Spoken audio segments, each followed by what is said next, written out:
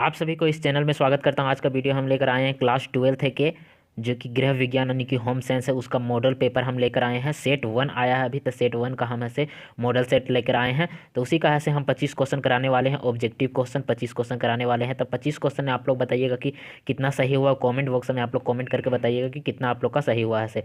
चलिए वीडियो को स्टार्ट करने से पहले अगर इस चैनल पर नए होंगे तो चैनल को सब्सक्राइब कर दीजिएगा और बेल आइकन को भी प्रेस कर दीजिएगा, ताकि जितना भी वीडियो अपलोड करेंगे उस सभी का नोटिफिकेशन आप तक जल्दी ही पहुंच पाएगा।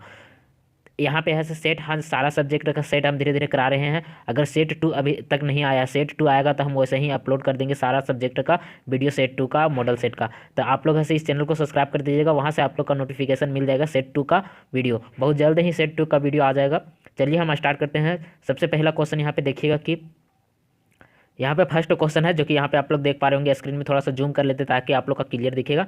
चलिए यहाँ पे आप लोग देखिएगा फर्स्ट क्वेश्चन में कि आकार व घनत्व में बढ़ने को क्या कहते हैं। जब आकार किसी व्यक्ति को बढ़ता है तो उसे क्या कह सकते हैं? वृद्धि कह सकते हैं, विकास तो नहीं कह सकते हैं। जब किसी का आकार बढ़ रहा है यानी ऊंचाई बढ़ रहा है तो उसे क्या कहते हैं? वृद्धि कहते हैं। यानी ऑप्शन नंबर ये इसका सही है। नेक्स्ट क्वेश्चन है कि यहाँ पे देखिएगा क्वेश्चन नंबर सेकेंड, बालक माता पिता से प्राप्त करता है। यानी कि बालक एक है, जब भी बच्चा जन्म लेता है तो माता पिता से क्या प्राप्त करता है? वंशानुगत गुण प्राप्त करता है, कि वातावरण प्राप्त करता है, कि कौशल प्राप्त करता है, कि विकास। तो एक बालक है से अपने माता पिता से क्या वंशानुगत गुण प्राप्त करता है, यानी वंशानुगत गुण प्राप्त करता है। यानी कि एक माता पिता के जीन से आता है बच्चे में, तो वो है से वंशानुगत गुण होता है। तो वो वंशानुगत गुण प्राप्त करता है एक बालक। नेक्स्ट क्वेश्चन है कि क्वेश्चन नंबर थर्ड देखिएगा कि जन्म के समय शिशु का औसत भार कितना होता है। यानी कि जब बच्चा जन्म लेता है तो लगभग औसत भार उसका कितना है? औसत पूछा है, यानी एवरेज पूछा है। ये नहीं कि आप लोग को फिक्स बताना है कितना होता है। 2 किलोग्राम होता है, कि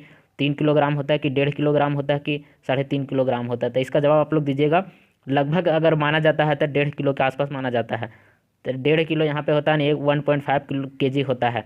नेक्स्ट क्वेश्चन की ओर चलते हैं। क्वेश्चन नंबर 4 यहाँ पे लिखा हुआ है कि 36 माह के बालक की औसत लंबाई कितना होता है। जब 36 माह का हो जाता है तो उसमें ऐसे बालक की औसत उम्र कितना होता, मतलब कि लंबाई कितना होता है।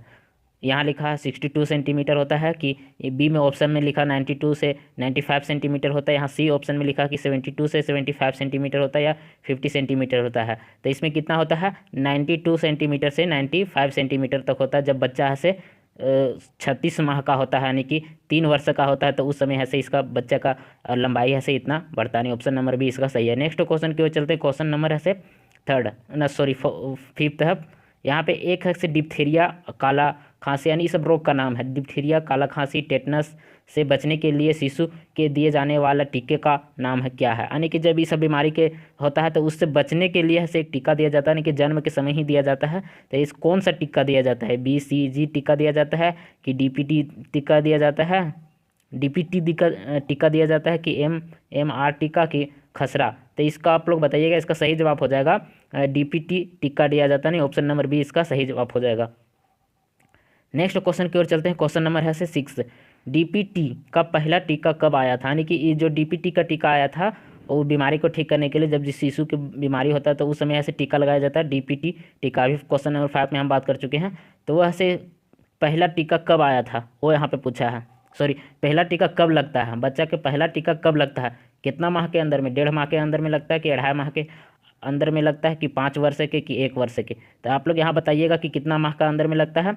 ये ऐसे करीब 1.5 महीने के अंदर में लग जाता है टीका ये, यानी कि 1 मंथ 15 दिन होता है, तो उस समय ऐसे टीका लगा दिया जाता है DPT का टीका। नेक्स्ट क्वेश्चन की ओर चलते हैं। क्वेश्चन नंबर है से 7, क्षय रोग तथा कुष्ठ रोग का टीका है। क्षय रोग और कुष्ठ रोग का टीका भी होता है, यानी कि TB का और कुष्ठ रोग का टीका होता है। तो उसमें कौन सा टीका दिया जाता है? DPT का टीका दिया जाता है, कि रूबेला का टीका, कि खसरा का टीका, कि BCG का टीका। तो आप लोग बताइएगा। इसका इसमें हो जाएगा आप लोग का BCG का टीका। यहाँ पे रोग को ध्यान से देखिएगा। क्षय रोग यानी TB रोग है और कुष्ठ रोग है, तो कुष्ठ रोग और क्षय रोग में से दिया जाता है BCG का टीका। और ऊपर में यहाँ पे दिया हुआ है, जो कि क्वेश्चन नंबर आप लोग यहाँ पे ध्यान से देखे होंगे। तो यहाँ पे क्वेश्चन नंबर 5 में यहाँ पे लिखा हुआ है डिप्थीरिया रोग, काली खांसी और टेटनस में से कौन सा टीका दिया जाता है?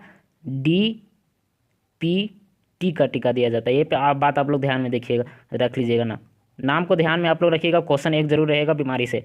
नेक्स्ट क्वेश्चन की ओर चलते। क्वेश्चन नंबर 8 देखिएगा कि आयोडीन की कमी से होने वाला रोग है। कौन सा है, गलकंड है कि बेरी रोग है कि अस्कर्बिक है कि सूखा रोग है। तो आप लोग बताइएगा इसका जवाब है। इसका है से गलकंड है, यानी कि गला में घगरा टाइप के आ जाता है, यानी कि थोड़ा सा जमा हुआ टाइप के आ जाता है, बोलने में हल्का दिक्कत हो जाता है, तो आयोडीन की कमी से होता है। नेक्स्ट क्वेश्चन की ओर चलते हैं। क्वेश्चन नंबर साला पूर्व अवस्था कहते हैं।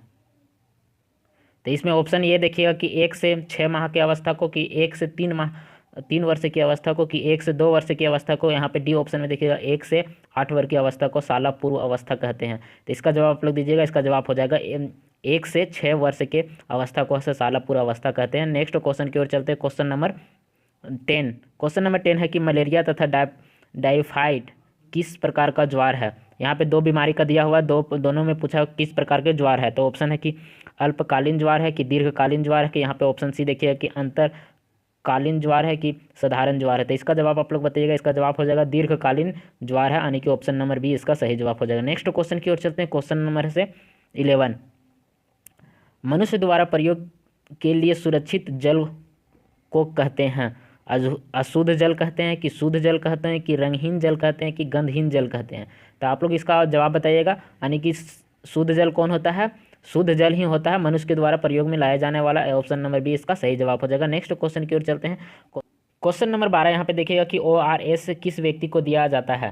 तो पहला है कि हैजा से ग्रस्त व्यक्ति को दिया जाता है, कि मलेरिया से ग्रस्त व्यक्ति जो रहता है उसको दिया जाता है, कि निर्जलीकरण जो उपवास रहता है, निर्जलीकरण मतलब उपवास रहता है उस व्यक्ति को दिया जाता है, कि टाइफाइड से ग्रस्त व्यक्ति को दिया जाता है। तो आप लोग बताइएगा इसका सही जवाब। इसका सही जवाब हो जाएगा ऑप्शन नंबर सी, जो निर्जलीकरण यानी कि सहा हुआ रहता है व्यक्ति को, उसको ऐसे ORS दिया जाता है, यानी कि ऑप्शन नंबर सी इसका सही जवाब हो जाएगा। नेक्स्ट क्वेश्चन की ओर चलते हैं। क्वेश्चन नंबर है 13।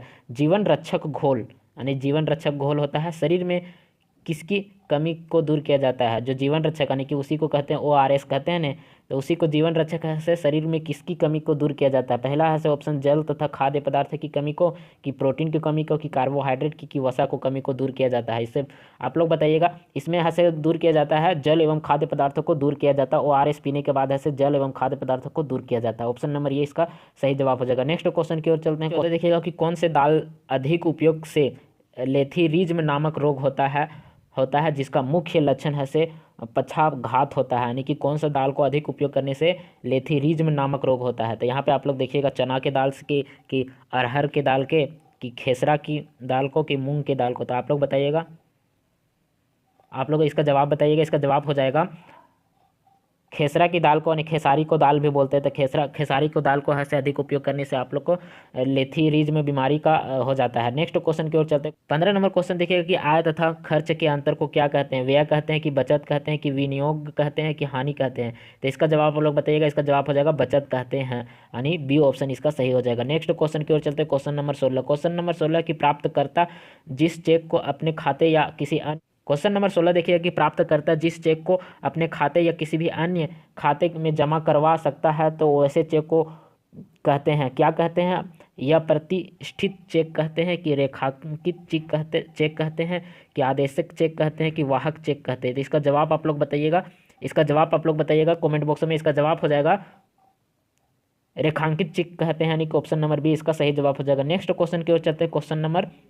क्वेश्चन नंबर 17 देखिएगा कि संरक्षित फल पर कौन सा मानवीकरण चिन्ह होता है। पहला है से 1 मार्क होता है, कि ऑप्शन नंबर बी देखिएगा कि FPO होता है, कि IMR होता है, कि PFA होता है। तो इसका सही जवाब आप लोग बताइएगा। इसका सही जवाब हो जाएगा FPO होता है, यानी कि ऑप्शन नंबर बी इसका सही जवाब हो जाएगा। नेक्स्ट क्वेश्चन नंबर 18 देखिएगा कि सर्दी में कैसे रंग की वस्त्र पहनने चाहिए। ऑप्शन नंबर ये है कि हल्के तथा सूती वस्त्र को पहनने चाहिए। ऑप्शन नंबर बी है गहरे तथा चटकीले रंग की ऊन वस्त्र पहनना चाहिए, कि यहाँ पे ऑप्शन नंबर बी चमकीले लिनिन वस्त्र पहनना चाहिए, कि ऑप्शन डी है कि सफ़ेद रेशमी वस्त्र पहनना चाहिए। यहाँ पे सर्दी बोला गया तो सर्दी में कौन से कपड़े पहनने चाहिए। तो इसका जवाब आप लोग बताइएगा। इसका सही जवाब हो जाएगा गहरे तथा चटकीले रंग की ऊनी वस्त्र पहनना चाहिए, ताकि आप लोग का ठंड न लगे। नेक्स्ट क्वेश्चन नंबर 19 देखिए कि अस्पताल में डाइटिशियन के रूप में रोजगार प्राप्त करने के लिए कौन सी शिक्षा प्राप्त करनी होगी। पहला होटल मैनेजमेंट करना होगा, कि डाइटेटिस करना होगा, कि पॉलिटेक्निक करना होगा, कि आप लोग ICDS करना होगा। तो इसका सही जवाब आप लोग बताइएगा। इसका सही जवाब हो जाएगा डाइटिटिस करना होगा। क्वेश्चन नंबर 20 है कि अस्थायी दांतों की संख्या कितनी होती है। पहला 30 होती है, कि 20 होती है कि 14 होता है कि 18 होता है? तो इसका सही जवाब आप लोग बताइएगा। इसका सही जवाब हो जाएगा अस्थायी दांतों की संख्या कितनी होती है? 20 होती है, यानी कि इसका सही जवाब ऑप्शन नंबर बी है। नेक्स्ट क्वेश्चन की, क्वेश्चन नंबर 21 देखिएगा कि वे सभी रंग जिसमें लाल रंग या सतरंगी रंग की प्रधानता कौन सा रंग कहलाते हैं? ऑप्शन नंबर, ये प्राथमिक रंग कहलाते हैं कि ठंडे रंग कहलाते हैं, गर्मी रंग कहलाते हैं कि तीव्र रंग कहलाते हैं? तो इसका सही जवाब आप लोग बताइएगा। इसका सही जवाब हो जाएगा गर्मी रंग कहलाते हैं, ऑप्शन नंबर सी इसका सही। क्वेश्चन नंबर 22 देखिए कि पोशाक की लंबी लाइन का प्रयोग करने से व्यक्ति देखी दिखाई पड़ता है। तो यहाँ पे देखिएगा कि मोटा तथा छोटा दिखाई पड़ता है, और लंबा तथा पतला दिखाई पड़ता है, कि छोटे कद का होता है कि चौड़ा होता है? तो इसका सही जवाब आप लोग बताइएगा। इसका सही जवाब हो जाएगा लंबा तथा पतला दिखाई पड़ता है। नेक्स्ट क्वेश्चन की ओर चलते हैं। क्वेश्चन नंबर 23 है कि निम्न में से कौन सा अवशोषक की पहचान की। क्वेश्चन नंबर यहाँ पे 23 देखिएगा कि निम्न में से कौन अवशोषक की पहचान कीजिए। यहाँ पे 4 ऑप्शन दिया हुआ है, इसमें अवशोषक की पहचान करना है। पहला रबड़ है, दूसरा टेलकम पाउडर है, तीसरा है से लकड़ी के टुकड़े हैं, और चौथा कांच के टुकड़े। तो इसका सही जवाब आप लोग बताइएगा। इसका सही जवाब हो जाएगा टेलकम पाउडर है एक अवशोषित की पहचान करना है, जो कि टेलकम पाउडर। नेक्स्ट क्वेश्चन की ओर चलते। क्वेश्चन नंबर 24 देखिए, सफ़ेद कपड़े बार बार धोने से पीले पड़ जाते हैं, जिन्हें ऐसे फिर से सफ़ेद चमकदार बनाने के लिए क्या लगाया जाता है? पहला गोंद लगाया जाता है कि नील लगाया जाता है कि तीसरा ऑप्शन मेदार लगाया जाता है कि मांड लगाया जाता है? तो इसका सही जवाब आप लोग बताइएगा। इसका सही जवाब हो जाए नीला, यानी कि सफ़ेद कपड़ा में ऐसे नील दे के अथी किया जाता है, तो वो ऐसे फिर से चमकदार बनने का चमकदार हो जाता है। नेक्स्ट क्वेश्चन की ओर चलते हैं। क्वेश्चन नंबर 25 देखिएगा कि ISI का चिन्ह कहाँ दिया जाता है? पहला है से संरक्षित फलों पर दिया जाता है, दूसरा ऑप्शन है कि औषधि तथा सौंदर्य संसाधनों पर दिया जाता है, कि तीसरा ऑप्शन है कि बिजली के उपकरणों पर दिया जाता है, कि चौथा ऑप्शन है कि दूध उत्पादकों पर दिया जाता है? इसका सही जवाब आप लोग बताइएगा। इसका सही जवाब हो जाएगा बिजली के उपकरणों पर दिया जाता है, ISI का चिन्ह दिया जाता है। अब 25 क्वेश्चन यहाँ पे हम पूरा कर चुके हैं, जो कि आप लोग बताइएगा कि 25 क्वेश्चन में आप लोग का सही कितना हुआ, कमेंट बॉक्स में आप लोग बताइएगा।